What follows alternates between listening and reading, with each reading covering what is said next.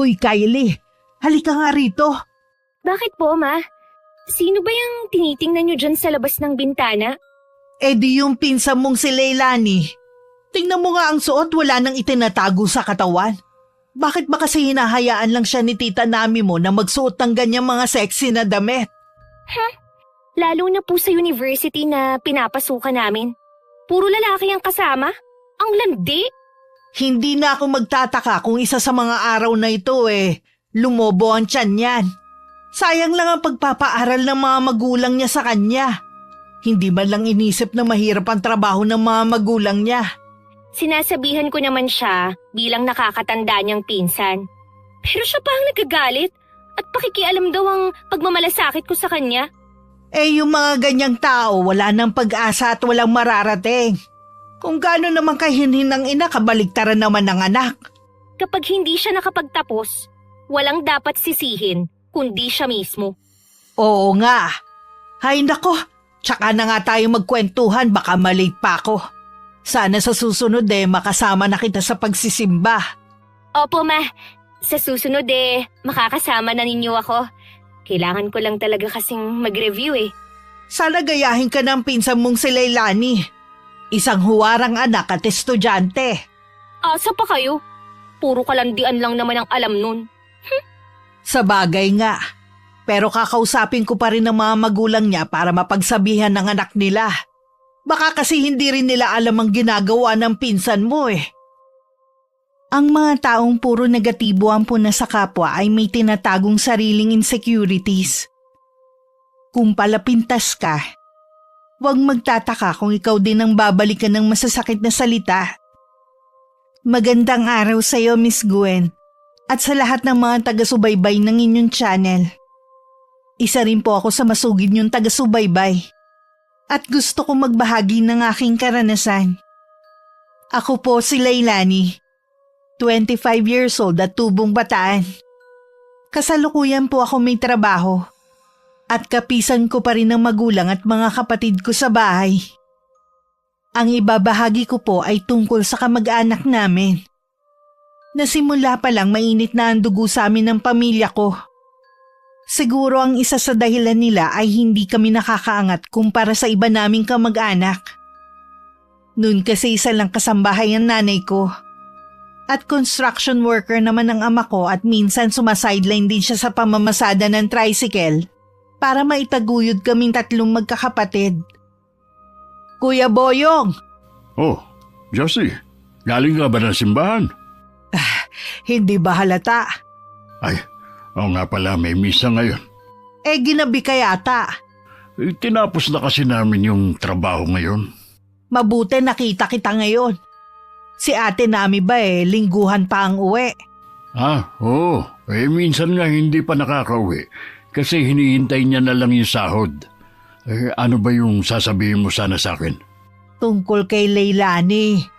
Huwag ka na magtaka kung hindi siya makapagtapos ng pag-aaral. Uy, bakit mo naman nasabi yan? Hindi mo ba nakikita kung paano manamit ha? Wala nang itago sa katawan Sabi pa ni Kylie, puro lalaki daw ang kasama niya sa university nila. Magtiwala naman ako sa anak ko. At saka hindi naman yata tamang husgahan mo lang ang isang tao batay sa kung paano siya manamit at kung sino mga nakakasama niya. Nagpapaalala lang ako. Dahil tingin ko dahil sa kaabalahan niyo sa trabaho, nakakalimutan niyo ng gabayan ng mga anak ninyo. Puro pa naman babae. Ay, salamat kung nagmamalasakit ka sa anak ko. Huwag ka mag-alala. Kahit abala kami ni Nami sa trabaho, hindi kami nagkukulang sa pangaral sa mga anak namin. Mabuti naman. Mahirap na kasing mabuntis ng maaga. Sayang ang hirap niyong mag-asawa, makapag-aral lang silang magkakapatid. Nasa sala kaming magkakapatid nang dumating si Itay. Sabay-sabay pa kaming tumayo para salubungin siya at magmano. Bilang panganay sa akin nakatoka ang pagluluto at iba pang gawain sa bahay. Nakaluto na ako ng hapunan namin at hinihintay na nga lang ang pagdating ng aming ama. Kahit mahirap lang ang buhay namin kumpara sa ibang kamag-anak, tinuruan naman kami ng mga magulang namin na makontento sa kung anong meron lang. Pagkatapos ng hapunan, ang dalawa kong nakababatang kapatid na nagpresenta na maghuhugas ng mga pinggan. Binalikan ko naman ang librong binabasa ko. Bigla naman tumabi sa akin si Itay. Akala ko gusto lang niyang maupo sa tabi ko. Ang sipag mo talagang mag-aaral. Imbis na nagpapahinga ka na lang. Ayoko po kasing makalimutan kong inaral namin nung mga nakaraan eh. Ay, tama yan, anak. Wala naman kasi kaming maipamamana kundi ang makatapos kayong magkakapatid para hindi kayo matulad sa amin ng inay nyo. Tutuparin po namin ng mga kapatid ko ang pangarap nyo ni Inay. May tiwala naman ako sa inyong mga anak ko eh. Salamat po tayo sa sakripisyo ninyo para sa amin. Lalo na po sa akin na iginagapang nyo para lang makapag-aral sa kolehiyo. Aminin man natin o hindi, palala na ang mga tao ngayon. Ang respeto nila nakabase na sa kung ano ang katayuan mo sa buhay. Ayoko lang na maranasan ninyo ang maliitin ng ibang tao. Ang madalas naman pong gumagawa niyan ang mismong kamag-anak natin. Akala nyo kung sinong walang kapintasan, ang tataas ng tingin sa mga sarili. Huwag mo na lang silang pansinin. Basta mag-focus ka lang sa pangarap mo. Ganun naman po ang ginagawa ko eh. Ay, nagkita nga pala kami ng tita Josie mo kanina. Galing siyang simbahan. Siguro po meron na naman siyang sinabi sa inyo. Hindi naman ako naniniwala sa kanya. Ang hilig mo muna sa iba, hindi niya nakikita ang sariling dumi sa mukha. Kaya nga minsan nababara ko. Siya pa naman ang head ng mga pastoral tapos ganun ang ugali. Kahit ano pang hindi magandang ibato sa'yo ng tita mo, huwag mo na lang dibdibin at igalang mo pa rin siya. Ganon kabait si Itay. Kahit noon, hindi namin siya narinig na nagsalita ng hindi maganda sa mga taong nakapaligid sa amin. Mga magulang ko ang dahilan kung bakit gusto kong makapagtapos ng pag-aaral. Hindi naman lingid sa akin ang mga sinasabi ng mga kamag-anak namin kapag nakatalikod ako. May mga pagkakataong nasasaktan din ako sa mga binabato nila sa akin. At gusto ko sanang sumagot. Iniisip ko lang din kasi ang mga magulang ko at ang mararamdaman nila. Pagdating ng Lunes, maaga akong gumising para maghanda ng almusal. Sumasabay na rin kasi kami kay Itay pagpasok niya sa trabaho. Pagdating sa university, dahil maaga pa naman para sa unang subject ko, tumambay muna ako sa kantin. Binasa ko muna ang libro kong dala. Hi! May hinihintay ka ba? Ikaw pala Ate Kylie. Wala naman. Maaga pa naman kasi kaya tumambay muna ako dito. Ikaw ba?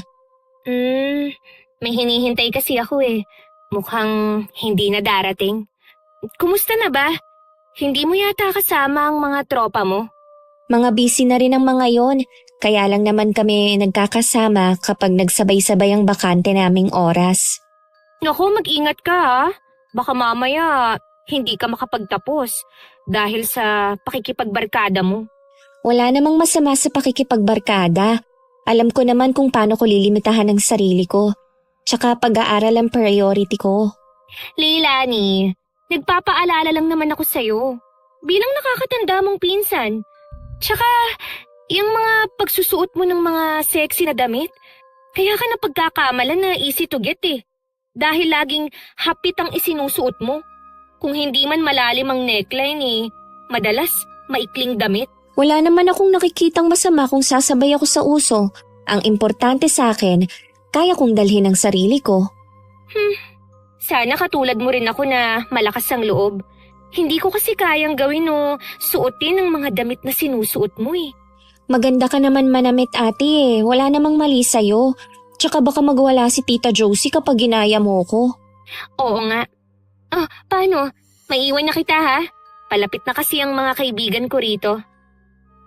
Paglingon ko parating nga ang tatlo kong mga kaibigan na sina Aris, Benji at Rohan. Napansin ko pagkasama ko sila, todo iwas ang pinsan ko sa kanila. Naiintindihan ko naman dahil konserbatibo si Ate Kylie. Balot na balot nga lagi ang pananamit niya. Maria Clara nga ang bansag sa kanya ng mga kaibigan ko. Mas mabait si Ate Kylie kumpara sa nanay niya. Si Tita Josie kasi kahit noon pa pinapakita na niyang ayaw niya sa amin. Tuwing nakikita kami ng pamilya ko, lagi lang nakabantay sa bawat kilos namin. Para bang hinihintay niya na makagawa kami ng pagkakamali. Kumusta ang araw mo, Iha? Okay naman po, Ma. May oras talaga na nakakapagod mag-aral. Normal lang naman yan. Konting tiyaga pa matatapos ka na rin sa pag-aaral. Hindi na po ako makapaghintay na dumating ang araw na yun. Ay, sa wakas mapapantayan mo na ang mga pinsan mo na nakapagtapos. May kausap na nga akong mga kakilala kung saan ka pwedeng pumasok ng trabaho eh. Mamimili ka na lang kung saan mo gusto. Salamat, Ma. Dahil lagi kayong nandyan para suportahan ako. Tsaka palakasin ang loob ko. Siyempre naman anak.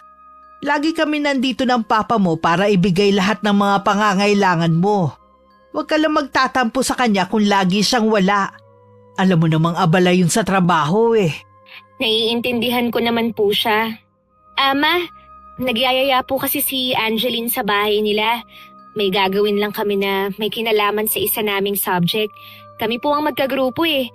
Okay lang ba kung doon ako matutulog? Ayos lang naman anak, may kinalaman naman pala sa pag-aaral eh. Ngayon ka na ba aalis? Mag-aayos lang po ako ng mga gamit tapos diretso na rin kami sa eskwelahan bukas. Magdala ka ng pwede mong ipasalubong sa kaibigan mo para hindi naman nakakaya. Sa labas na lang po ako bibili ng ipapasalubong. O sige, bibigyan na lang kita ng extra pera. Baka magutom kayo, di pwede kayo magpa-deliver. Ay, thank you, Ma. Ang bait niyo po talaga.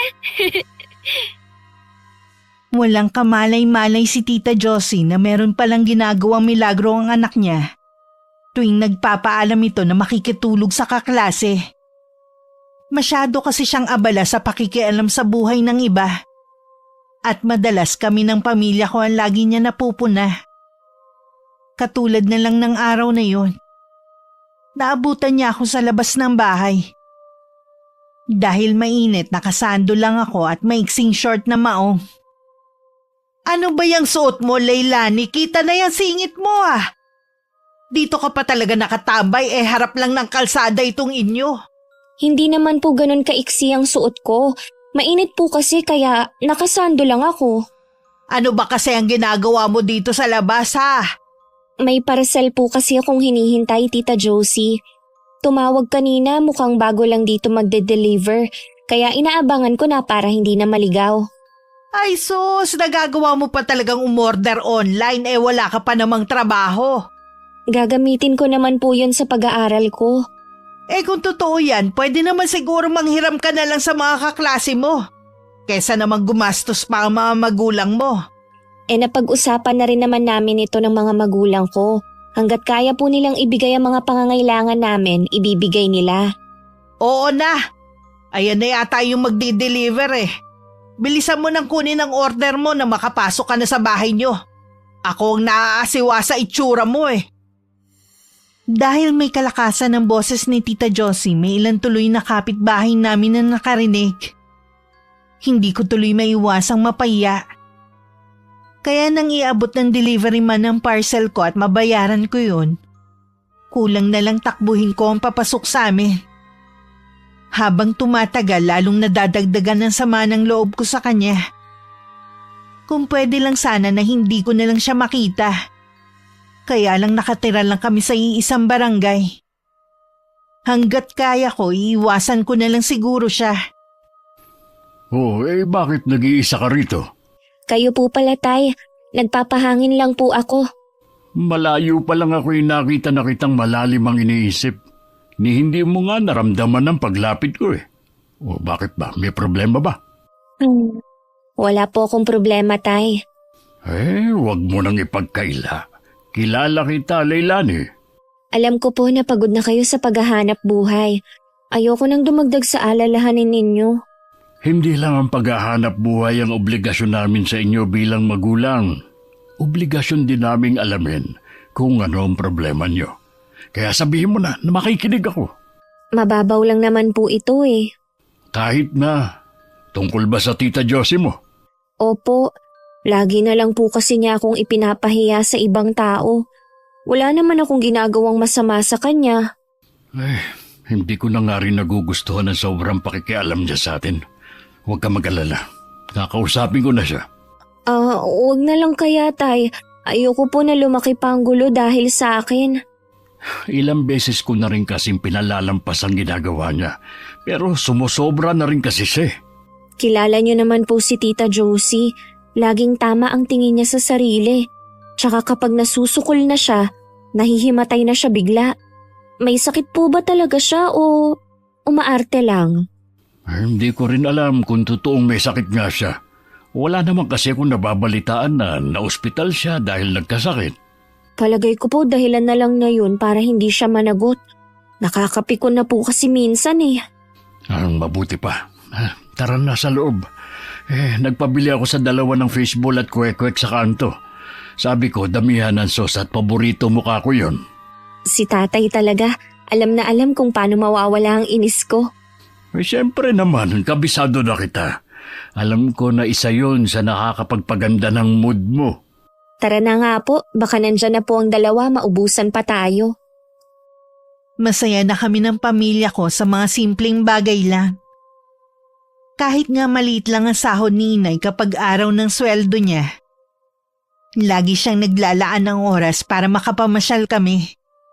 O di kaya makakain sa fast food. Ayaw kasi nilang maramdaman na nagkukulang sila sa amin. Hindi man sila katulad ng iba. Masasabi kong maswerte pa rin kami sa pagkakaroon ng mabait at responsableng mga magulang.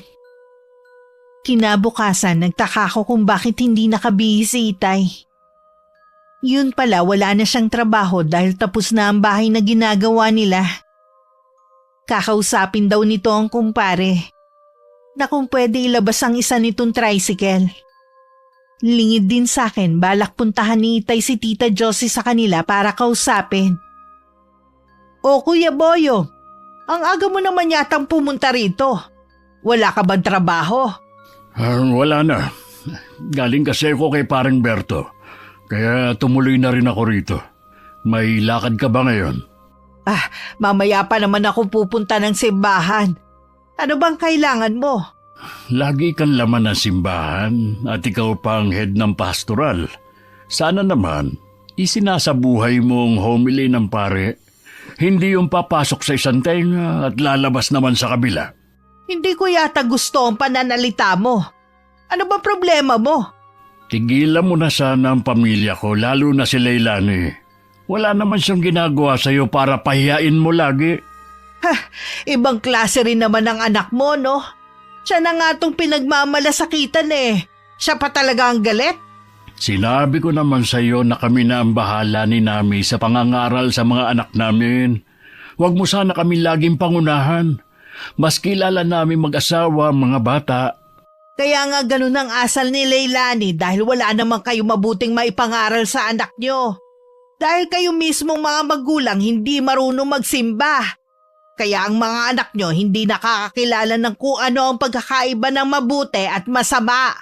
Hindi lahat ng pumapasok sa simbahan totoong pananampalataya. Wala pa sa kalahati ng nagsisimba sa lugar natin ang naniniwala sa Diyos. Ang ilan, pakitang tao lang naman para lang masabi na nagsisimba sila. Napakalapastangan mo talaga. Pabuti na lang walang kidlat. Dahil kung hindi, baka tinamaan ka na sa kinatatayuan mo ngayon. Hindi ako tatamaan ng kidlat dahil alam ng Panginoon ang nasa kalooban ko. At saka tigilan mo na ang paggamit sa pangalan niya. Maitim naman ang budhi mo at wala ka nang ginawa kundi pulaan ang mga mali ng iba. Ang kapal ng mukha mo para sabihan ako na maitim ang budhi. Bago ka mangaral sa akin, siguruhin mo munang maayos ang pagpapalaki mo sa mga anak mo. Nasisiguro ko na maayos namin silang napalaki. Hindi ko lang alam sa'yo. Ano ibig mo sabihin? Kuya Boyong, huwag ka munang umalis. Ano kaya ang ibig niya sabihin? Hindi na mawala-wala sa isip ni Tita Josie ang mga binitiwang salita ni Itay sa kanya. Hanggang sa loob ng simbahan, nag-iisip pa rin siya. Hanggang matapos tuloy ang misa, wala siyang naintindihan sa humili ng pare. Hindi rin niya naiintindihan ang mga sinasabi ng mga kasama niya.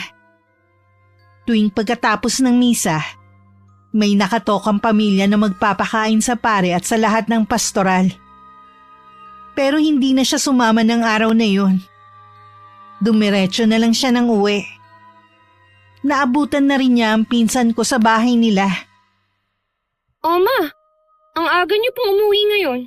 Pagkatapos kasi ng misa, dumiretso na ako ng uwi. Hindi na ako sumama para kumain sa bahay ng nakatoka magpakain ngayong araw. Masama po bang pakiramdam niyo? Hindi naman, iha. Kanina pa kasing umaga ako wala sa mood eh. Bakit naman po? Sinira kasi ng Tito Boyong mo ang araw ko. Ano po ba ang ginawa niya? Ayun, ipinagtanggol ang anak niya. Hindi niya matanggap na malaswang manamit ang pinsan mong si Leilani. Ay nako, natural na ipagtanggol niya dahil anak niya. Pero sana, wala siyang masasamang sinabi sa inyo. Eh yun na nga eh. Hindi ko matanggap na sasabihin niya yun sa akin ng harap-harapan.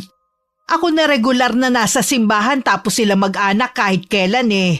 Hindi man lang makaalala na magsimba. Dito pa lang sa lupa eh, sinusunog na ang mga kaluluwa nila. Nako, itaga mo sa bato. Hindi magtatapos yung pinsan mong yun. Sa asta pa lang niya, siguradong magbubuntis yun ng walang ama. Kapag nangyari po yan, tsaka lang maaalala ni Tio Boyong ang mga binitiwan niyang salita sa inyo. Hindi man lang nila naiisip na nag-aalala lang kayo kay Leilani. Halata naman na naliligaw na ng landas eh. Kaya nga eh, mabuti na lang hindi ka katulad ng pinsan mo. Hindi ka lang maganda at matalino. Malinis ka ring babae. Wala nang katulad mo sa lugar natin, no? Dahil po lagi kayong nandyan para gabayan ako. Lagi ko pong isinasabuhay ang mga pangaral nyo. Eh dapat naman talaga ganun ang mga magulang. Hindi katulad ng Tito Boyong at Tita Nami mo. Dahil sa naging pagtatalo ni Itay at Tita Josie, parang nagkaroon na ng lamat ang relasyon nila bilang magkamag-anak. Bali wala naman yun sa aking ama. Sa kabila ng kung ano-ano pang pinapakalat ng pinsan niya. Katwiran kasi niya, alam niyang wala siyang ginagawang masama. Minsan kinausap din ako ng sarili na ni Ate Kylie. Hindi naman siya galit pero ang tono niya parang nanenermon. Sa kanya ko lang din nalaman na sumama pala ang loob ng nanay niya dahil sa aking ama. Ilang araw na raw masama ang pakiramdam ni tita. Alam mo, Leilani, walang dapat sisihin kundi ikaw. Bakit naman ako?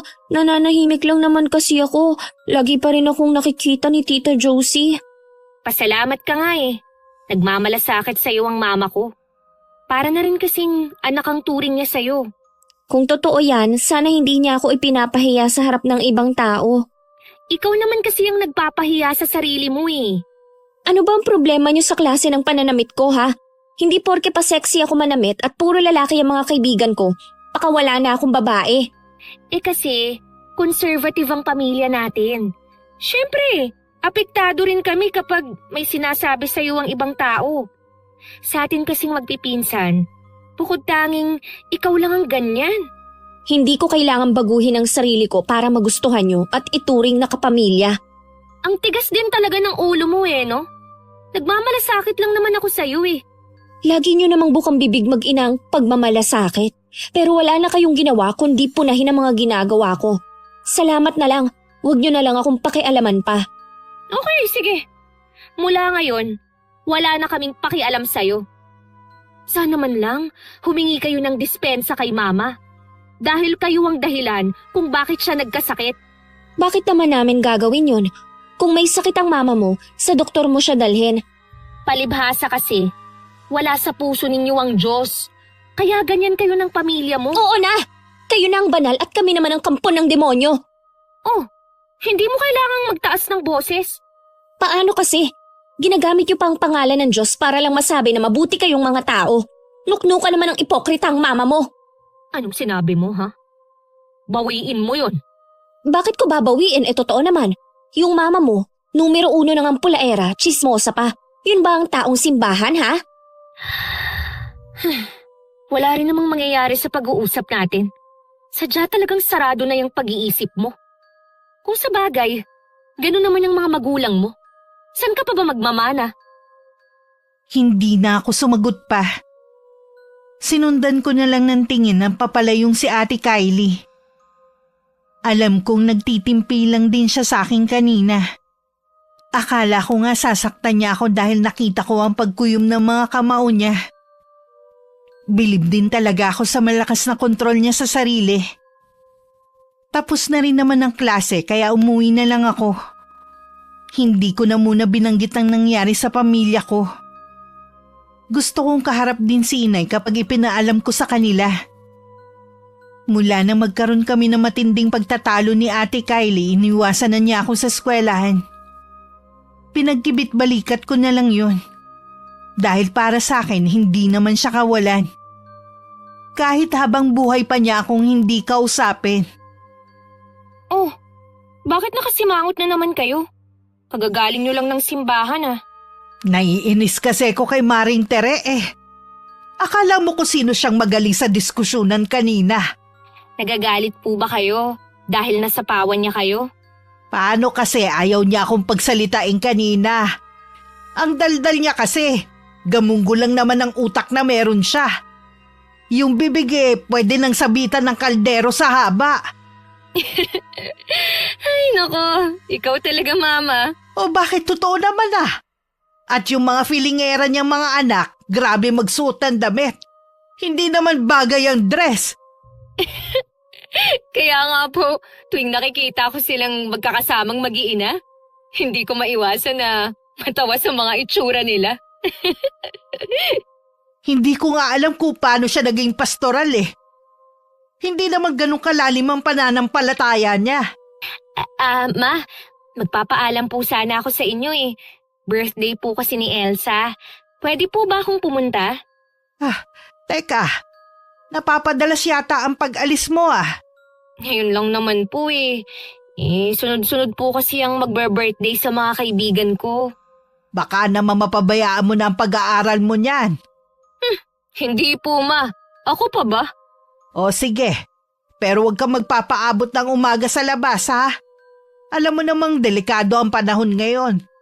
Tsaka baka may makakita sa'yo sa labas. Alam mo naman ang mga taga rito sa atin, mga mapanghusga. Opo ma. Thank you po. Wala yun iha. Alam ko naman na hindi ka katulad ng iba dyan na hindi mapagkakatiwalaan. Mag-enjoy ka sa pupuntahan mong party ha. Ilang beses pang naulit ang paglabas-labas ni Ate Kylie at pinapayagan naman siya ng nanay niya. Hanggang isang araw napansin kong hindi ko na siya nakikita sa eskwelahan namin. Nang hindi na ako nakatiis, nagtanong na ako sa kaklase niyang si Elsa. 2 linggo na nga daw hindi pumapasok ang pinsan ko. Tuwing tinatanong daw nila ito, may naayos lang daw na problema.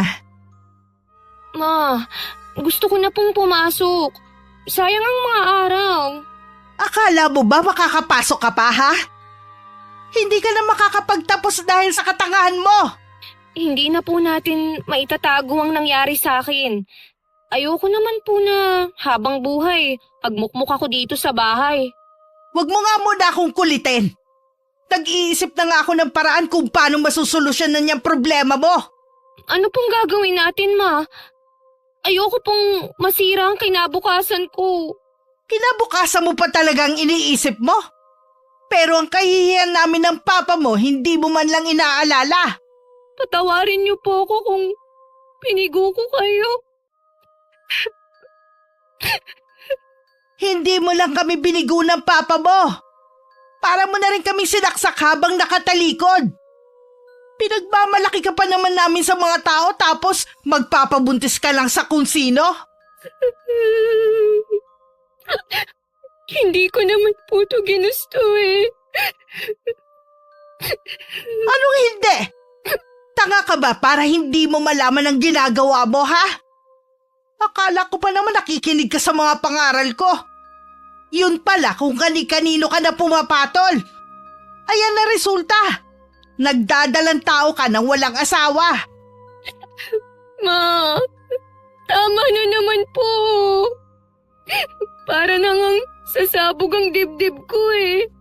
Tama lang na maghihirap ang kalooban mo dahil sa pagiging swail mong anak. Hindi naman ako magkakaganito kung hindi kayo masyadong mahigpit. Marami rin akong gustong gawin. Marami akong gustong maranasan sa ganitong edad. Pinaghihigpitan ka namin dahil ayaw naming mapariwara ka tulad ng ibang kabataan dyan. Sobre naman po kasi kayo eh. Kung alam nyo lang na nasasakal na rin ako. Lagi nyo na lang kasing iniisip ang sasabihin ng ibang tao. Mas importante pa sila kaysa sa akin. Bakit hindi ka nagsabi sa akin na nasasakal ka na pala? Akala namin ayos lang ang ginagawa namin sa'yo. Natatakot po kasi ako sa inyo eh. Dahil sa paglilihim mo, ito ang naging resulta. Wala na po tayong magagawa. Harapin na lang natin ang sasabihin ng mga tao. Hindi lang naman ako ang may ganitong problema eh. Pag-usapan man nila ako ngayon, lilipas din naman. Ewan ko, parang gusto ko na lang lumubog sa lupa kaysa harapin ang sasabihin ng mga tao. Hintay mo ang pagdating ng papa mo. Hindi ko alam kung ano magagawa niya sa'yo oras na malaman niya ang kalagayan mo. Makalipas nga ang 1 buwan, nakumpirma ko rin sa kaklase ni Ate Kylie na hindi na nga daw ito pumapasok. Hindi rin daw nila alam kung ano ang dahilan. Dahil umiiwas daw sa kanila ang pinsan ko. Gusto ko sanang puntahan siya sa kanila para alamin ang problema at damayan na rin. Meron naman kaming pinagsamahan kahit papano. Yun nga lang, inaalala ko si Tita Josie. Sigurado kasing hindi siya matutuwa na makita ko. Naikwento ko naman kay tatay ang tungkol sa hindi na pagpasok ni Ate Kylie. Parang hindi naman siya nagulat sa nalaman. Baka naman meron lang pinagdadaanan ng pinsan mo kaya tuluyan na siyang hindi pumasok. Yun nga din po ang naisip ko. Pero ano naman kaya? Ay bakit hindi mo siya puntahan sa kanila? Gusto ko nga po sana, kaya lang baka hindi magustuhan ni Tita Josie na pumunta ako. O hindi naman siya ang dadalawin mo kundi si Kylie. Pag-iisipan ko po. Ay, hindi ko rin maiwasan na mag-alala. Sayang din kung titigil siya sa pag-aaral. Sayang po talaga. Ano kaya ang reaksyon ni Tita Josie? Baka siya may gusto na hindi na mag-aral si Kylie. Wala rin po kasing alam ang mga kaklase niya sa dahilan ng paghinto niya sa pag-aaral. Kung mabigat man ang dahilan, lalabas din ang totoo. Alam mo naman dito sa lugar natin, walang lihim na hindi nabubunyag. Oo nga po, mabuti pa, maghintay na lang tayo. Hindi rin naman lumalabas ng bahay nila ang pinsan ko. Para bang meron siyang tinatago. Naisip ko nga na baka may malubha siyang sakit. May nakarating din sa aming balita na nagbitiw na raw bilang head ng pastoral si tita. Ang ibinigay lang daw na dahilan nito para mas matuunan niya ng pansin ng pamilya. Marami rin ang nagsasabi na tuwing nasa simbahan nito wala nang ginawa kundi umiyak. Na parang mabigat ang pinagdadaanan. Hanggang isang araw may kumalat na balita na nagdadalang tao daw si Ate Kylie. Noong una hindi ako naniwala. Dahil kilala ko siya na wala pang nagiging nobyo at mahinhin kumilos. Pero nung ako na mismo ang nakakita sa maumbok niyang tiyan, tsaka lang ako naniwala. Ate Kylie, kumusta ka na? Tagal na rin nating hindi nagkita Ayos lang naman.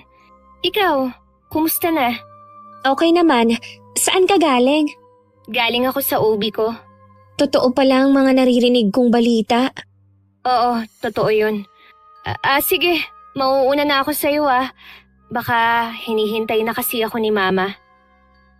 Napatango na lang ako. Marami pa sana akong gustong itanong kaya lang nauunahan naman ako ng hiya.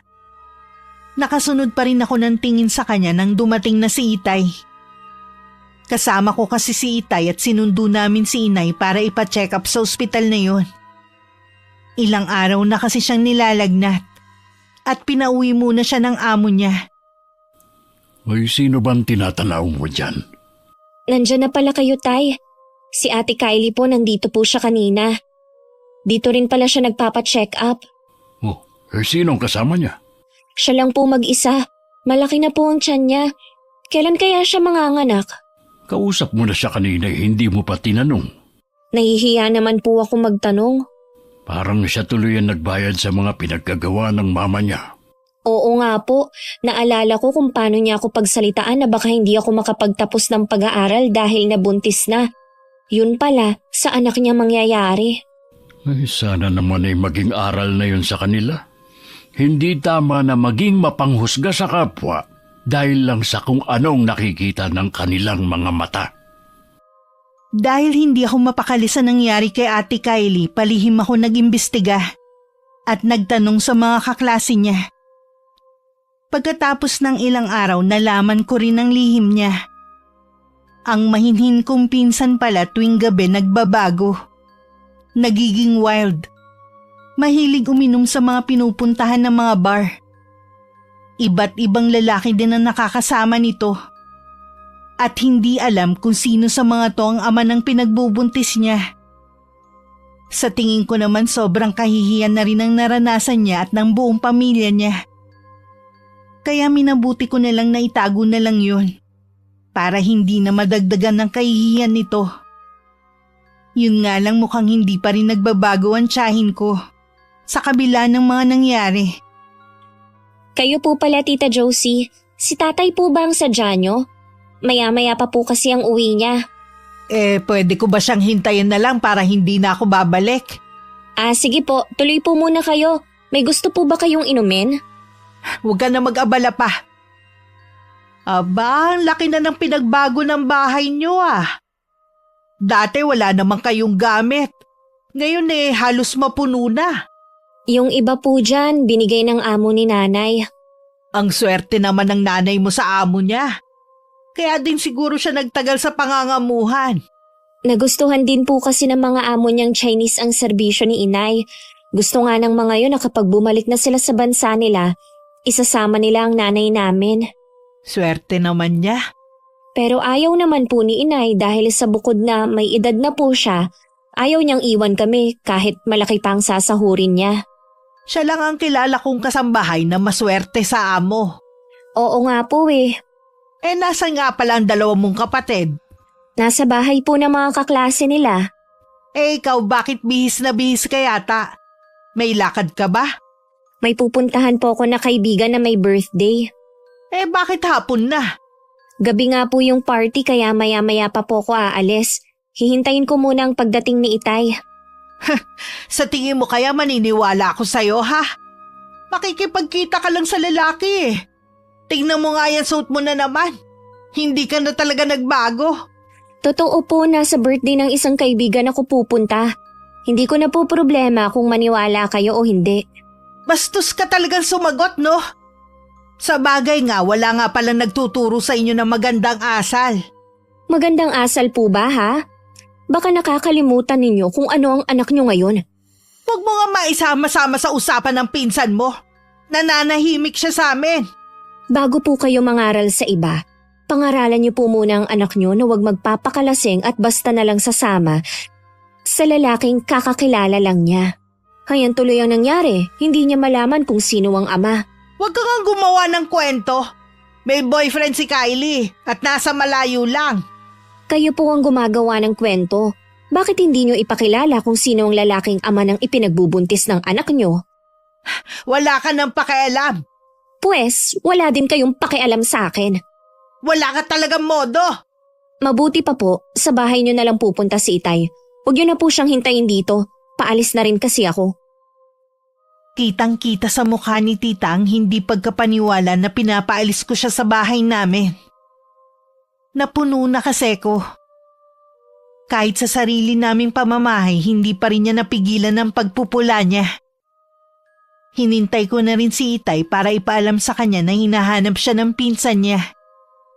Sinabi ko rin sa kanya nangyaring pagtatalo sa pagitan namin ni Tita Josie. Baka kasi kapag nagkita sila, baliktarin ako nito. Ay, pambihira talagang babaeng yun. Dito pa talaga sa loob ng bahay natin. Pasensya na tay ha, nasagot ko na po siya eh. Anak, hindi tama na sumagot sa mas nakakatanda sa'yo. Pero alam ko naman na nangatwirang ka lang sa tiyahin mo. Tay, ano po bang kailangan sa inyo ni Tita Josie? Ang totoo niyan, lahat kami hinihinga ng tulong ng tita mo. Wala na palang trabaho ang tito mo eh. Wala rin silang ipon para sa panganganak ng pinsan mo. Pero ang gusto niya, ilihim sa mga taga rito na wala na silang pera. Ganun na nga ang kalagayan nila, sobrang taas pa ng tingin niya sa sarili. Dahil sa ginawa niya, para tuloy nagdadalawang isip na akong bigyan siya ng tulong. Ayaw din nga ng nanay mo dahil noong pa minamaliit na ng tita mo ang pagiging kasambahay niya. Bahala po kayong magdesisyon sa bagay na yan. Pera niyo naman po ang ipangtutulong niyo eh. Hoy, di ba alis ka ngayon? Hoy, hahatid na kita sa sakayan. Tinatamad na po akong umalis eh. Huwag kang magpa-apekto sa tita Josie mo. Ay sige na, mag-ayos ka na at ihahatid na rin kita. Inayos ko muna ang sarili ko bago sumunod kay Itay.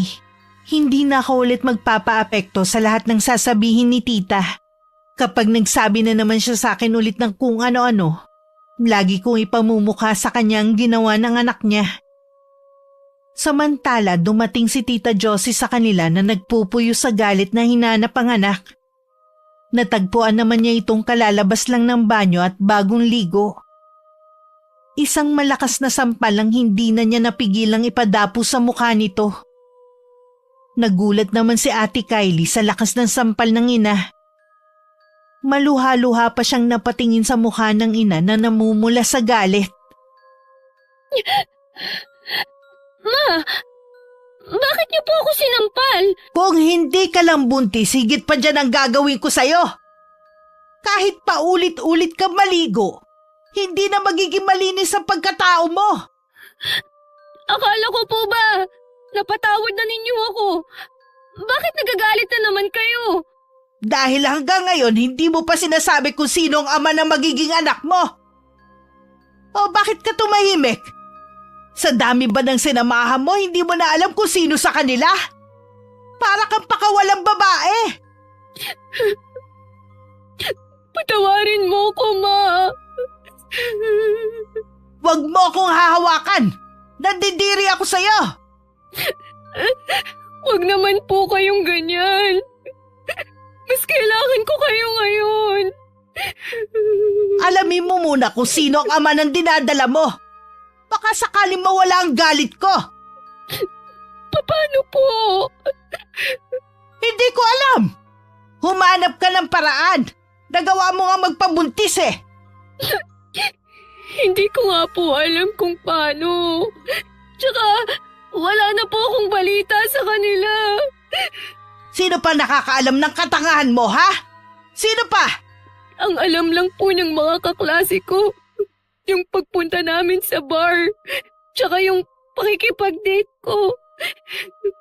Malamang sa kanila nagtanong ang pinsan mong si Leilani.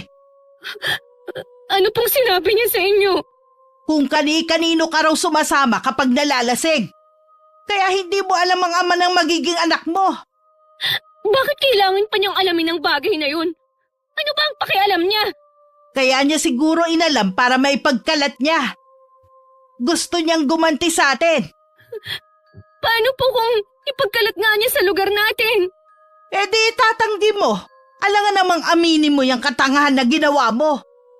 Mababa na nga ang tingin sa'yo ng mga tao eh. Lalo pang bababa oras na malaman nila kung paano ka nabuntis. Kausapin ko po kaya siya. Para ano pa? Hindi na nga rin ako umaasa na tutulungan tayo ng Tito Boyong mo eh. Isa pa yan sa pinoproblema ko. Ang gagastusin sa panganganak mo.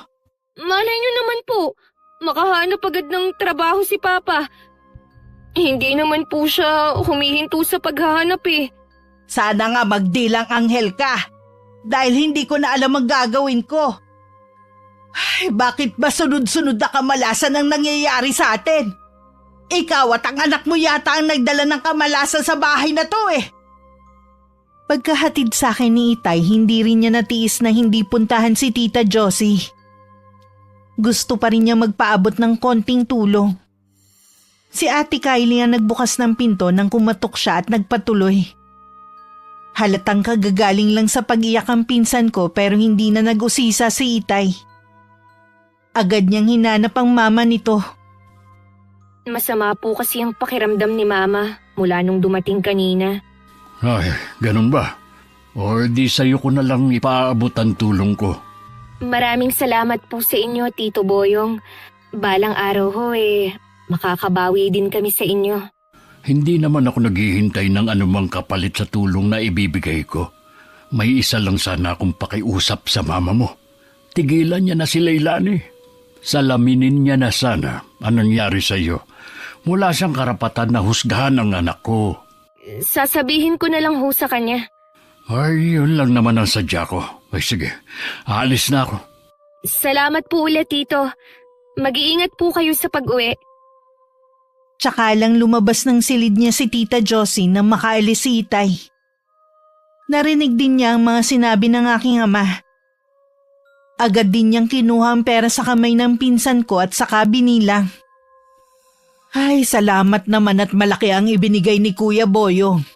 Siya nga po ang may malaking ibinigay sa atin kumpara sa iba nating kamag-anak na mas may kaya sa buhay.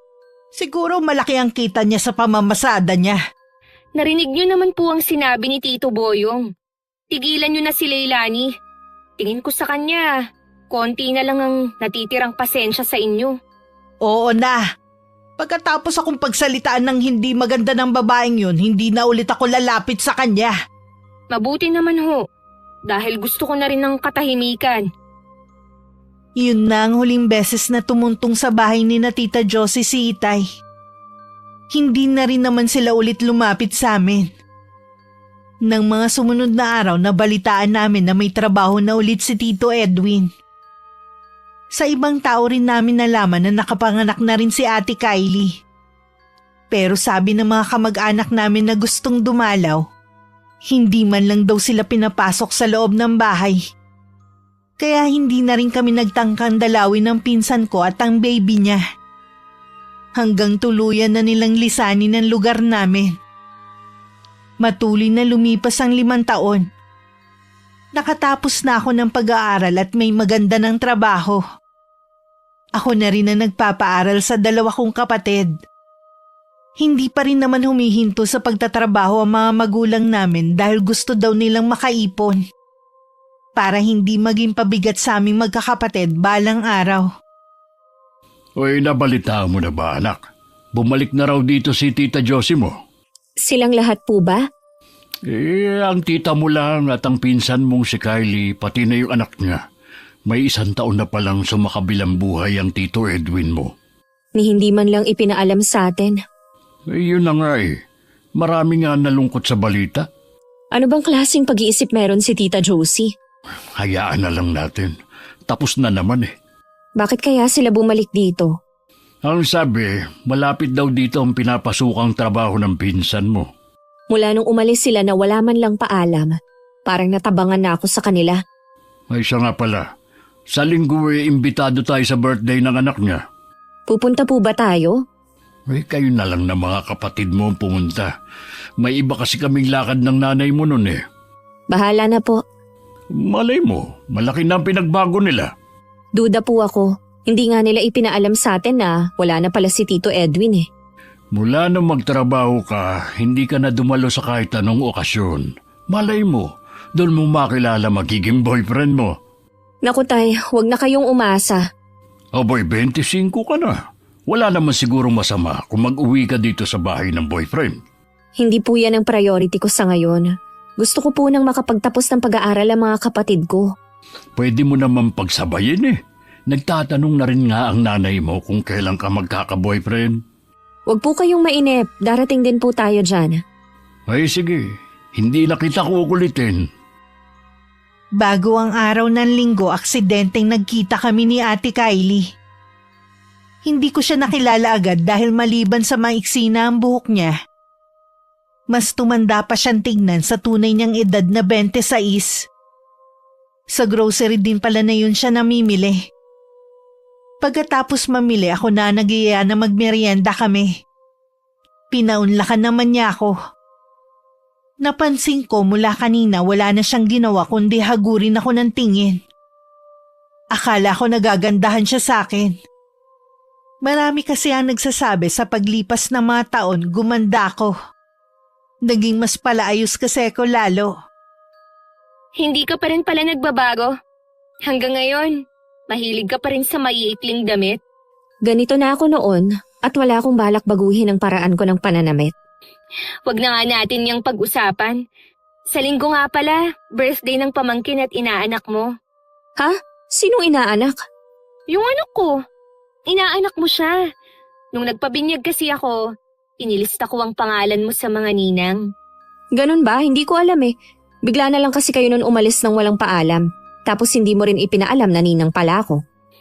Malayo kasi ang bagong trabaho nun ni Papa, kaya kailangan naming lumipat. Okay na yon, matagal na namang tapos eh. O basta, huwag kang mawawala sa linggo ha. Kayo ng pamilya mo. Baka kami lang na mga kapatid ko ang makapunta. May ibang lakad kasi ang mga magulang namin. Okay lang naman.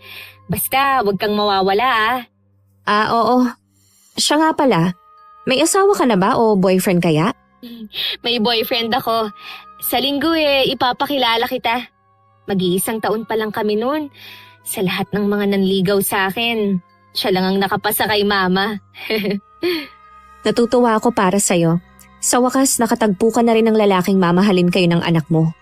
Ikaw, nakailang boyfriend ka na. Buti hindi ka nagbuntis. Naku, wala pa akong nagiging boyfriend mula nung nag-aaral ako. Oh, talaga? Parang imposible naman. Nangako kasi ako noon sa mga magulang ko na magtatapos ako ng pag-aaral para matulungan ko ang mga kapatid ko. Malay mo, isa sa mga magiging bisita ko makatuluyan mo. Bahala na. Nang matapos na ang merienda namin, nagpaalam na si Ate Kylie. Ako naman may iba pang pinuntahan. Meron kasing pinabibili ang dalawa kong kapatid na gagamitin nila sa pag-aaral. Pagdating naman sa bahay, ikinuwento ko sa mga magulang ko ang pagtatagpo namin ng pinsan ko. Si Itay interesadong nagtanong. Samantalang si Inay walang ekspresyon ng mukha habang nagkukwento ako.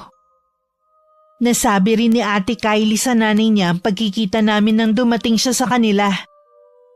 Binanggit din niya na inimbitan niya ako sa linggo. Sigurado na mamahalin ang regalong ibibigay niya kay Aljon. Balita ko, malaki ang sahod niya. Nilibre pa nga niya ako ng merienda Hindi ko pa rin makalimutan ang huli naming paghaharap. Hanggang ngayon kumukulo pa rin ang dugo ko sa kanya. Pero para sa inyo ng apo ko, titiisin ko na lang na makita siya. Isang araw lang naman Kung magsalita po kayo, parang hindi nakatulong sa atin ang ama niya. Ang ama nga niya ang tumulong sa atin at hindi siya. Oo nga pala ma. Baka hindi kayo maniwala pero wala pa rin pala siyang boyfriend mula noon. Maniwala ka naman sa babaeng yun. Nagmamalinis lang siya. Yun nga rin po ang naisip ko Mabuti sana kung hindi nakikita ang mga lalaking nakakasama niya noon sa university. Swerte lang niya talaga na hindi siya nabuntis. Napaka-ipokrita talaga ng pinsan mong yun. Baka dahil sa kanya masisira na naman ang bawat araw ko. Sa linggo lang naman po kayo magkikita Pakisamahan na lang po natin para walang masabi ang ibang tao. Ano pa bang magagawa ko? Dumating ang araw ng linggo. Hindi rin sumama ang dalawa kong kapatid dahil nagbago ang isip. May lakad daw sila ng mga kaibigan. Pagdating ko sa bahay ng pinsan ko, napansin ko na formal halos lahat ng mga bisita niya. Hinanap ko ang mga kakilala ko pero wala sila. Mukhang hindi pa sila dumarating. Dress ang suot ko na hapit sa katawan ko na spaghetti strap. Naalala ko bigla na nakalimutan ko nga pala ang blazer sa upuan sa sala namin. Nang makita ko ng pinsan ko, lumapit siya sa akin. Pero biglang kumunot ang noo na matitigan ng suot ko. Hoy, Leilani! Ano ba yung suot mo? Hanggang dito ba naman sa birthday ng anak ko? Kapag umupo ka Kita na sigurado yung singit mo. Pasensya ka na, te, ha? Nakalimutan ko kasi yung blazer ko. Para ka tuloy putahe kung titigan ng mga bisita. Desente naman tong suot ko, ah. Eh saan banda ha? Hapit na hapit ang damit sa katawan mo. At ang iksi nga oh. Kita pa yung buong likod mo. At konting galaw pa, masisilipan ka na ng hinaharap. Ito nga palang regalo ko sa anak mo. Nasaan nga pala siya? Nasa kwarto pa. Binibihisan ni Mama. Doon ka nga muna sa sulok maupo. Ah, sige. Sa mga oras na yun parang gusto ko na lang umuwi. Bigla kasi akong nanliit sa harapan ng mga bisita na hindi ko naman kilala. Ang mga kalalakihan tuloy nagkaroon ng mali siya ang tingin sa akin. Pasimple kong pinasadahan ng damit ko. Approve naman sa mga magulang ko ang damit na suot ko ngayon. Kaya alam kong hindi ito malaswa. Ilang sandali pa si Tita Josie naman ang namataan kong papalapit sa akin. Gaya ng reaksyon ni Ate Kylie, nakakunot din ang mukha nito. Tama nga ang sabi ni Kylie. Hindi ka pa rin nagbabago. Iha, bata ang may birthday, hindi matanda. Hindi naman siguro masama kung nagsuot ka ng disenteng damit.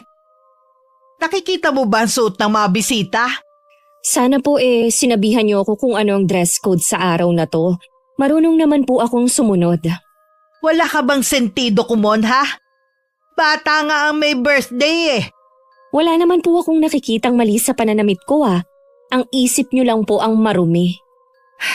Wala ka pa rin talagang pagbabago. Palasagot ka pa rin hanggang ngayon. Mas lalo na po kayo. Mas lalo pa nga pong lumala ang pagiging pulaera ninyong mag-ina. Mabuti pa, Iha, umuwi ka na lang kaysa masira ang okasyon. Pasensya ka na, Leilani ha. May pagkakonserbatibo kasi ang mga bisita ko eh. Ayoko naman na pagpiestahan ka nila. Sige, pero bago ako umalis, huhubaran ko muna kayo ng maskara para naman makilala kayo ng mga bisita nyo. Anong gagawin mo? Huwag kang gagawa ng eskandalo rito. Hindi mo magugustuhan ang gagawin ko sa'yo. Mga disente yung mga nandito. Halos lahat sila mga taga-simbahan. Os, talaga po ba? Ang lakas niyong pulaan ng klase ng pananamit ko. Buong pagkatao ko, hinusgahan niyo na. Samantalang ikaw, Ate Kylie, kaya lang naman nabuntis noon dahil sa paglalasing mo sa bar at kung sino-sinong nakakasama mo. Tumahimik ka! Umalis ka na! Aalis na talaga ako. Mag-enjoy sana kayo. Ma! Pinuko niya ako sa mga bisita ko! Si Marlon! Sundan mo siya! Dali! Alam ko naman sumobra ang pagkamaldita ko kanina. Pero hindi naman ako nakakaramdam ng pagsisisi sa ginawa ko. Humingi na nga ako ng pasensya, hindi pa sila nakontento. Ipinaya pa talaga nila ako sa mga bisita na alam ko namang sinadya nila. Tama lang na ibalik ko sa kanila ang ginawa nila sa akin. Pagdating sa bahay, wala na ang mga magulang ko at mga kapatid. Nagmukmuk na lang ako sa kwarto. Siguradong kakausapin ni Tita Josie ang mga magulang ko dahil sa ginawa ko. Hindi naman ako natatakot. Dahil alam kong wala akong ginagawang masama sa kanila.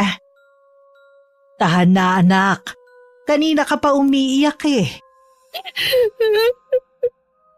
Sinira ni Leilani ang okasyon. At dahil din sa kanya, nakipaghiwalay sa akin si Marlon. Panira talaga ang babaeng yon. Dapat talaga hindi mo na siya pinapunta. Gusto ko lang naman kasi siyang inggitin sa bagong buhay na meron ako. Akala ko, isa siya sa natuwa noon nung palugmok ako sa kahihiyan. Muli ka niyang binigyan ng kahihiyan dahil sa ginawa niyang pagsiwalat sa pagkakaroon mo ng anak. Ang alam ni Marlon, hindi ako pinanagutan ng ama ni Aljon. Hindi niya alam na mahilig ako noon magpunta sa mga bar. Akala niya, biktima lang ako ng maling pag-ibig. Palamigin mo muna ang pangyayari bago kausapin ulit si Marlon.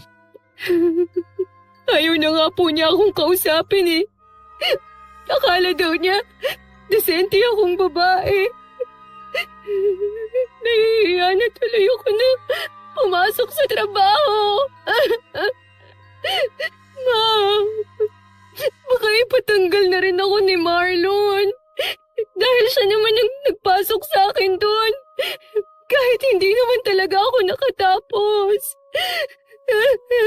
Walang dapat sisihin sa nangyari kundi ang pinsan mo. Tumanda siya sa akin. Sisirain ko rin ang buhay niya. Gaya ng pagsira niya sa akin. Ako ang bahala, iha. Igaganti kita sa kanya. Kinabukasan habang nasa trabaho ako, pumunta sa bahay namin si tita at kinausap ang mga magulang ko. Nang gagalaiti pa siyang nagkwento sa ginawa ko daw na pamamahiya sa birthday ng apo niya. Hinayaan lang din muna siya magsalita. Wala talagang delikadesa ang anak niyo. Sigurado na may ginawa na naman kayo sa anak ko kaya siya nagalit. Maayos namin siyang tinanggap sa bahay kahit malaswa ang suot niyang damit. Disete ang mga bisita namin. Ang iba sa kanila kasamahan ko pa sa simbahan. Tama lang palang ginawa ni Leilani. Hinubaran niya kayo ng maskara. Masyado kasi kayong mga ipokrita. Nagmamalasakit pero bulok naman ang pagkatao. Anong sabi mo? Pilit niyong itinataas sa mga sarili niyo habang binababa niyo ang ibang tao. Tama na ang pagsisimba mo. Nakakahiya ka lang. Huwag mo na rin pagtakpan ng kabulukan ng anak mo. Ayoko sanang sabihin ito pero ako mismo ang nakakakita sa anak mo noon na kung sino-sino ang kasamang lalaki. Hindi totoo yan. Ikaw ang nabigo sa pagpapalaki sa anak mo. Kung ako sa'yo, bantayan mo. Baka magkalat na naman dito.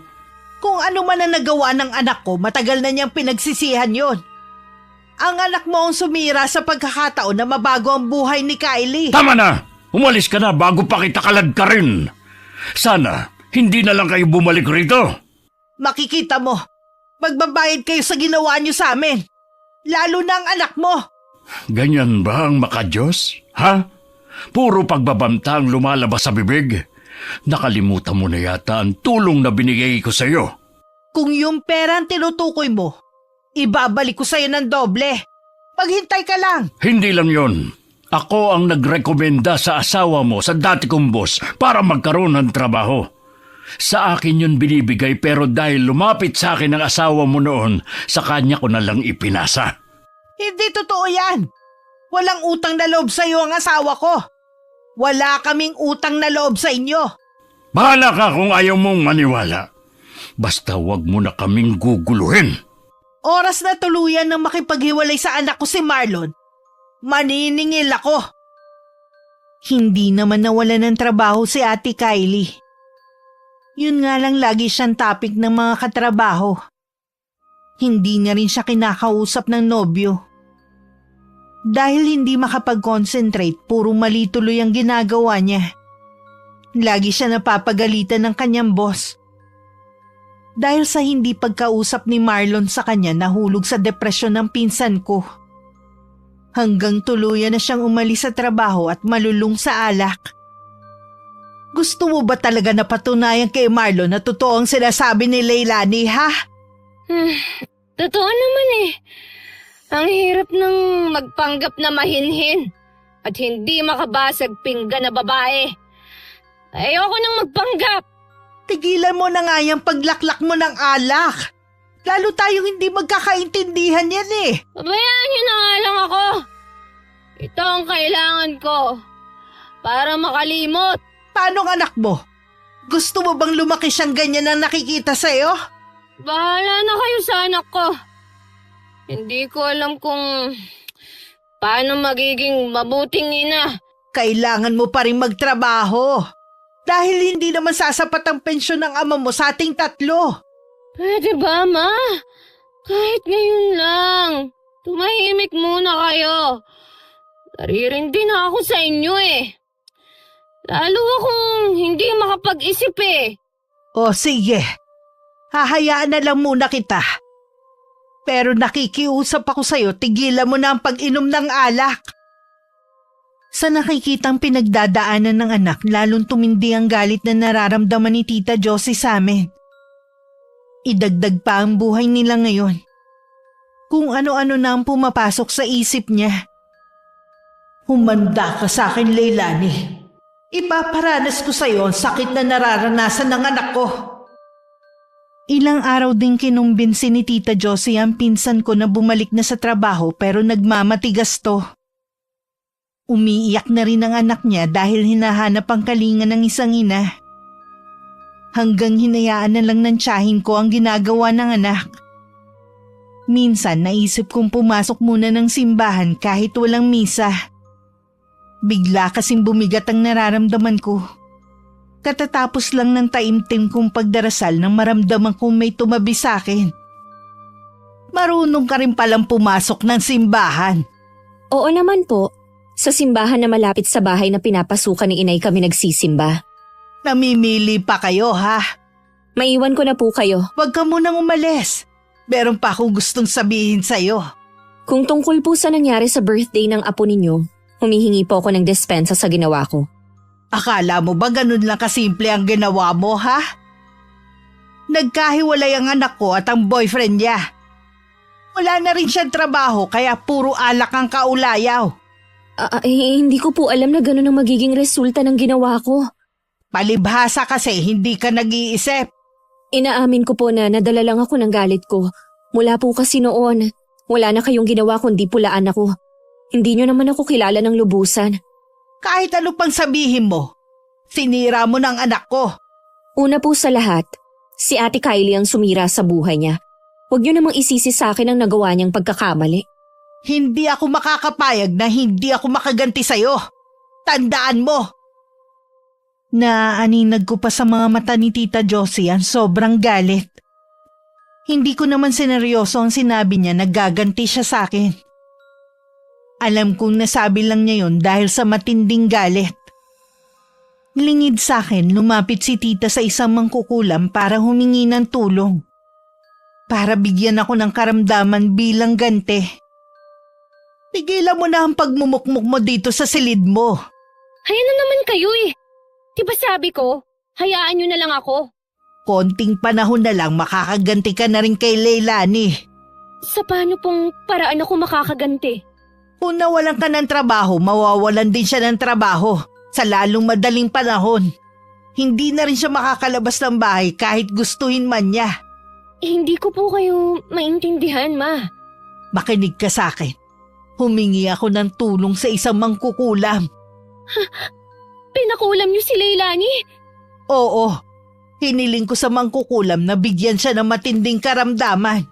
Gusto ko siyang maghirap din gaya ng nararanasan mo. Tama lang sa kanya yun. Akala mo kasi kung sino siya. Siguro naman gaganda na ang mood mo. Oo, Ma. Hindi na ako magmumukmok. Mabuti naman. Bumalik na rin ang dating lakas ni Ate Kylie. Naghahanap na rin siya ng bagong trabaho kahit patuloy siya sa pangungulit kay Marlon. Baka sakaling maawa to sa kanya at makipagbalikan.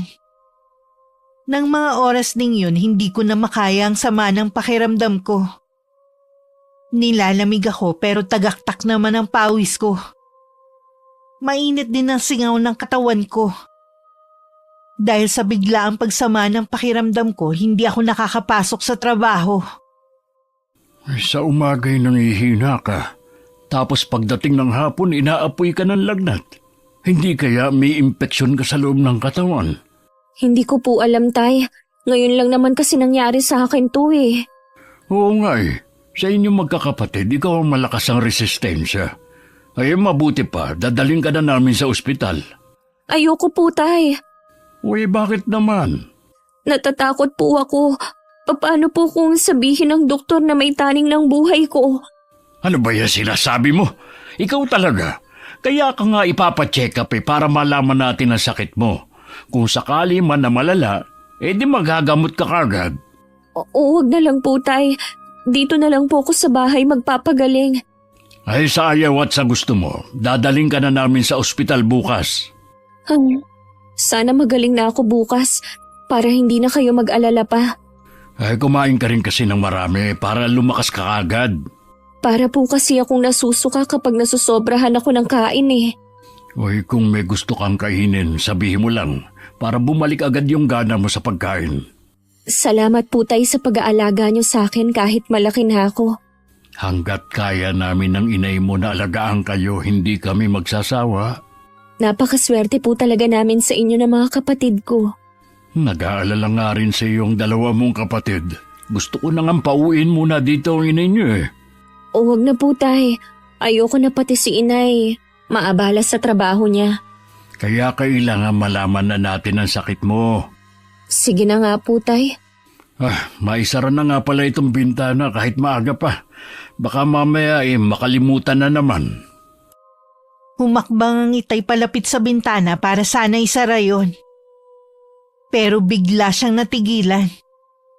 Sa labas kasi may isang matandang babae ang nakatayo at nakatingin mismo sa bahay namin. May ilang sandali ring nakipagtitigan yun kay Itay bago mabilis na naglakad palayo. Tay, Ha? ayos lang po ba kayo? Kanina ko pa po kasi kayo tinatawag eh. May nakita kasi akong matandang babae sa labas eh. Hindi siya pamilyar. Dito sa bahay siya nakatingin. Baka po napadaan lang tapos nagkataon na sa tapat natin tumigil. Hindi ko alam pero masama ang kutob ko. Bigla ko rin naalala ang sinabi ng ama ko noon na lolo nyo. Ano pong sinabi ni Lolo? Saka ko na lang siguro sasabihin sa'yo. Sige, magpahinga ka na. Tatawagin ko na rin ang mga kapatid mo para samahan ka. Maaga ako nakatulog ng gabing yun. Pero nung hating gabi nagising ako ng hinihingal. Daig ko pa ang tumakbo ng napakabilis. Pagtingin ko sa kabilang kama, mahimbing na natutulog ang dalawa. Nakakaramdam naman ako ng uhaw kaya pinilit kong tumayo. Pero may naapakan ako kasabay ng kirot sa binti ko. Pagtungo ko may malaking ahas sa paanan ko. Isang malakas na sigaw ang kumawala sa akin. Huwag kang mag-alala. Walang kamandag yung ahas na tumuklaw sa'yo. Paano kaya nagkaroon ng ahas sa kwarto namin? Hindi ko rin maipaliwanag sa'yo eh. At saka hindi ko na nakita ang ahas. Baka nakalabas na yun ng bahay. Hindi naman masukal ang paligid ng bahay natin. Kaya nakakapagtaka lang kasi kung saan yun ang galing at ang bilis naman mawala nun. Imposible naman na ilusyon ko lang yun eh. May tuklaw ako. Maghahalugog ulit ako bukas. Baka nagtatago lang sa mga sulok yon. Magpahinga na po kayo, tay. Pasensya na po sa abala. Sige, matulog ka na. Babantayan na muna kita. Sa palagay ko po, hindi na ako makakatulog. Mabuti pa ang dalawa. Mahimbing na ulit natutulog. Ano pa nararamdaman mo ngayon? Ganun pa rin po, tay. Nadagdagan nga lang. Ngayon po masakit ang tiyan ko. Parang may mga dagang nagtatakbuhan. Pilitin mong matulog, ha? Hindi maganda kung magpupuyat ka pa. Sige po, tay. Pipilitin ko po. Akala ko hindi ako makakatulog dahil hindi naman ako nakakaramdam ng antok. Pero pagpikit ko, nakatulog na ako. Naging palaisipan naman kay Itay ang nangyari sa akin. Alam niyang hindi pangkaraniwan ang nangyayari. Kinabukasan nagulat ako nang sabihin ni Itay na hindi niya na ako dadalhin sa ospital. Hindi naman siya nagpaliwanag pa. Samantala, muling bumalik si Tita Josie sa bahay ng mangkukulam para magdala ng mga hinihingi nitong kapalit ng pagtulong sa kanya. Nasiyahan naman siya sa nalaman na ilang araw na akong pinahihirapan ng kakaibang karamdaman. Oras na dalhin ako ng pamilya ko sa doktor, lalong lulubha ang sakit ko. Bakit parang hindi ka masaya sa ibinalita ko sa'yo, ha? Paano po kung mamatay si Leilani? Di mas lalong maganda. Hindi mo na siya makikita kahit kailan. Ma, akala ko po kasi tuturuan niyo lang siya ng leksyon eh. Mabuti na rin na mawala na siya ng tuluyan. Kapag ganyan kayo magsalita, para kayong hindi nanilbihan sa simbahan. Wag mo na nga ipaalala ang bagay na yan. Isipin mo na lang na ginawa ko to alang-alang sa'yo. Hindi na po ako natutuwa, Ma. Nakukonsensya na talaga ako. Ngayon pa, alisin mo na sa isip mo yan. Total, may trabaho ka na ulit. Doon mo na lang ituon ang atensyon mo at sa anak mo na rin. Meron din po pala akong sasabihin sa inyo. Ano yun? Nagkaayos na po kami ni Marlon. Mabuti naman kung ganon. Masaya ako para sa iyo, anak. Kailan kayo nagkabate? Kahapon lang po. Siguruhin mo na hindi na mauulit ang nangyari sa inyo. Huwag mo siyang bibigyan ng dahilan para magkagalit kayo. Nagpakatotoo lang po ako sa kanya. Lahat sinabi ko na para wala na akong itatago pa. Minsan nakakabuti din na maging totoo. Kaya nga po, sana kayo rin. Totoo naman ako ah. Tsaka Ma, sana tumigil na kayo sa ginagawa nyo. Baka mamaya bumalik sa inyo ang ginagawa nyo kay Leilani. Hindi yan mangyayari. Huwag mo na lang akong pakialaman. Pero Ma, Siya nga pala. Huwag na huwag mong babanggitin kay Marlon ang ginawa ko, ha? oo naman po. Wala akong pagsasabihan na kahit sino. Nagtataka ako kung bakit hindi pa rin ako dinadala sa ospital. Kahit ako alam kong malala na ang sakit ko. Kahit kasi paglunok ng tubig napakahirap na sa akin. Nakahiga lang naman ako pero pakiramdam ko para akong kandilang unti-unting nauupos. Madalas nakapikit na lang ako. At paulit-ulit na nagdadasal na sana pagalingin na ako. Nang magmulat ako ng mga mata, merong matandang babae sa tabi ko. Meron siyang inuusal pero hindi ko naman marinig. Pati yata pandinig ko naapektuhan na rin. Pumikit na lang ako ulit dahil umiikot na naman ang paningin ko. Sa pagmulat ko ulit ng mga mata, wala nang matandang babae. Si Itay naman ang nasa tabi ko. Hindi ko na malayang nakaidlip pala ako. Nasa na po yung matandang babae? Siya si Nana Sela, isang malayong kamag-anak natin. Nasa labas siya at nagsasagawa ng orasyon. Ano po ba siya? Isa siyang albularya. Siya ang makakatulong para gumaling ka. Ano po ba talaga ang totoo kong sakit? Noong una, nagkahinala ako na baka may kumukulam sa'yo. Naaalala ko kasi ang sinabi ni Itay na mga sintomas na kinukulam ang isang tao. Lahat nasa iyo na. Kinukulam po pala ako. Wala ka ba nakakaaway sa trabaho mo? Wala po, Tay. Lahat sila kasundo ko. Sabi ni Nana Sela, kung wala ka daw nakakaaway, baka merong naiinggit sa'yo. 2 tao lang naman po ang may galit sa akin kahit noon pa. Sina Tita Josie at Ate Kylie. Pinagbantaan pa nga ako ni Tita pero imposible naman siguro na sila ang magpapakulam sa akin. Oo nga, baka nga may lihim na nagagalit sa iyo sa trabaho. Malalaman po ba ni Nana Sela kung sino ang nasa likod ng lahat ng ito? Alam na niya, pinapaamin lang niya kung sino nag-utos sa mangkukulam. Ang galing pala ni Nana Sela. Gagaling na po kaya ako? Oo naman, kontintis na lang anak ha? Mamaya kumain ka. Nagluluto ang inay mo ng sopas. Sige po, dahil luto ni Inay, pipilitin ko na kumain. Ganyan nga, labanan mo ang sakit na binigay sa'yo ng mangkukulam na yun. Sige, maiwan na muna kita ha. Titignan ko lang kung luto na. Bahagya lang akong tumango. Nang makaalis si Itay, ipinikit ko muna ang mga mata ko. Ilang sandali lang nakarinig ako ng mga kaluskos sa loob ng silid ko. Alam kong hindi pa bumabalik si Itay dahil hindi ko narinig ang pagbukas ng pinto. Dahan-dahan akong dumilat. At ganun na lang ang panlalaki ng mga mata ko na makita ang napakaraming ahas sa silid ko. Tay! Tulungan niyo ako! May mga ahas dito! Hindi nagtagal pumasok naman si Itay kasama si Nana Sela na may dalang sulo na may apoy. Iwinasiwas niya yun sa mga ahas. Sa pagkamangha, nagiging abo ang mga yun tuwing tumatama sa kanilang apoy. Hanggang maubos lahat ng mga ahas. Kahit wala na, nanginginig pa rin ako sa takot. Wala na sila. Hindi ka na nila masasaktan. Ano bang nagawa kong kasalanan? Bakit ako gustong saktan ng mga taong yun?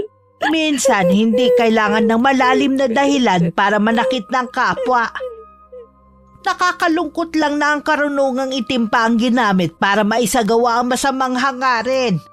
Alam niyo na po ba kung sino ang nasa likod ng lahat ng nangyayari sa akin? Oo, iha. Malapit sa inyo may gawa nito. Binalot na siya ng puot kaya hindi na niya alam ang ginagawa niya. Minsan talaga nakakabulag ang maling paraan ng pananampalataya. Akala ng iba porke pumapasok ka sa loob ng simbahan, sinunod mo na ang kalooban niya. Hindi po kaya sila. Oo anak, sila nga nagpakulam sa'yo. Paano nila to nagawa sa akin? Kahit sa isip lang hindi ko sila pinaghinalaan. Akala ko na normal lang sa mga magkakamag-anak na nag-aaway. Pero hindi ko akalain na aabot sa ganito ang paghihiganti nilang mag-ina. Kailangang magbayad sila sa ginawa nila sa akin. Magbabayad na sila anak. Mas matindi ang pagdadaanan ng Tita Josie mo sa ginawa niya sa'yo. Mula ngayon magiging normal na ulit ang buhay mo. Pero hindi sa kanila. Sa ginawa nilang ito, habang buhay silang magdurusa. Nang mga sandaling yun, natataranta na si Ate Kylie kung anong gagawin niya sa ina. Para kasing nawawala na ito sa tamang katinuan. Kung ano-ano na kasi ang sinasabi at nakikita sa paligid. Naiiyak na ang pinsan ko dahil ang dami na niyang hiningan ng tulong. Pero ni isa walang dumating. Ma! Ano po bang nangyayari sa inyo? Maniwala ka sa akin, anak. Merong papatay sa akin, kaya kailangan mo ko itago. Walang papatay sa'yo, Ma. Akala mo lang yun. Halika na sa kwarto mo. Babantayan kita. Hindi nga pwede. Kailangan itago mo ko dahil parating na ang alien na sasakop sa mundo. Ma, umayos naman kayo. Bakit ba kayo parang nag-iisip bata? Ma, ito na ba yung kabayaran sa mga ginawa natin kay Leilani? Oh, bakit ka umiiyak? May nag-away ba sa'yo? Sabihin mo kung sino. Akong bahalang gumante. Tama na po, Ma. Masama ang kumante. Lalo na't wala namang ginagawa sa atin yung taong yun. Sige, hindi na ako gagante. Huwag ka nang umiyak. Sige, hindi na ako iiyak. Basta magpahinga na kayo sa kwarto nyo. Sasamahan ko po kayo. Hindi na ako magtatago. Hindi nyo na po kailangang magtago. Ako ang bahala sa inyo. Poprotektahan ko kayo. Gaya ng ginagawa nyo sa akin nung maliit ako. O sige, may tiwala naman ako sa iyo eh. Tara na po, Ma. Sige, ikaw nang bahalang maglinis sa mga kalat ko ha. Nang hindi pa rin bumubuti ang kalagayan ni Tita Josie, masakit man kay Ate Kylie. Nagdesisyon siyang dalhin na lang sa mental hospital ang kanyang ina.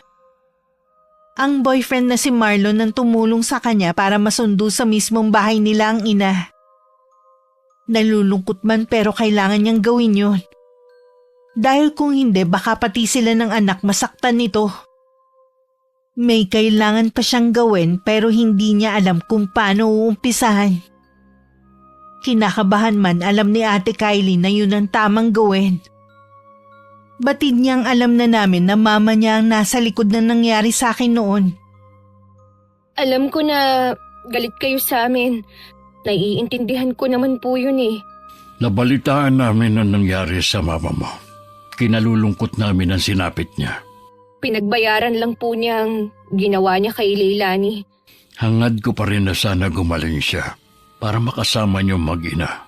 Iyon nga po ang lagi kong ipinagdarasal na sana magkaroon ng himala na gumaling siya. Iyon na lang po ang pag-asa para gumaling pa si Mama. Habang tumatagal kasi, palala na ng palala ang kalagayan niya. Ano ba ang dahilan ng pagpunta mo dito? Luluhod ako para maramdaman mo ang taus-puso kong paghingi ng kapatawaran. Hindi mo kailangan lumuhod sa harapan ko. Nararamdaman ko naman na bukal sa loob mo ang paghingi ng tawad. Mas matindi ang parusa sa amin. Ginamit pa kasi namin ang pangalan ng Panginoon para makapanira ng kapwa. Tama lang siguro to sa amin. Kalimutan na natin ang nangyari. Magbagong buhay ka kasama ng anak mo. Ngayon mag-isa ka na lang, masigit kang kailangang maging malakas dahil meron na sa iyong umaasa. Opo, Tito. Alang-alang sa anak ko. Gagawin ko po. Sigurado naman na aalalayan ka ni Marlon para unti-unting makaahon. Wala na ulit kami. Ayaw raw niyang magkaroon ng biyena na katulad ni Mama. Ayos lang. Kaya ko naman mamuhay na kami lang ng anak ko eh. Yun siguro ang dahilan kaya niya ibinigay ang anak ko. Para may makasama ako.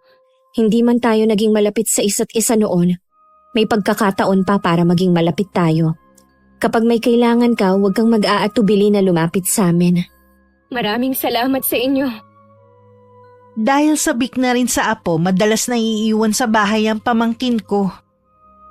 Muling nagkaroon ng kulay ang bahay at napuno ng halakhakan dahil sa anak ni Ate Kylie.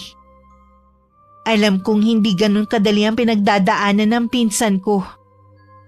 Kaya lagi kaming nakaalalay sa kanya bilang bago niyang pamilya. Ang paggawa ng masama sa kapwa ay laging may balik na mas matinding karma. Habang nabubuhay, mas piliin pa rin natin na maging mabuti sa kapwa at maging mapagkumbaba. Dulot kasi nito tahimik at masayang pamumuhay. Maraming salamat sa pagbabahagi ng kwento ko, Miss Gwen. Naway kapulutan ito ng aral ng inyong mga tagapakinig. Wakas. Hoy Kylie, halika nga rito. Bakit po, Ma?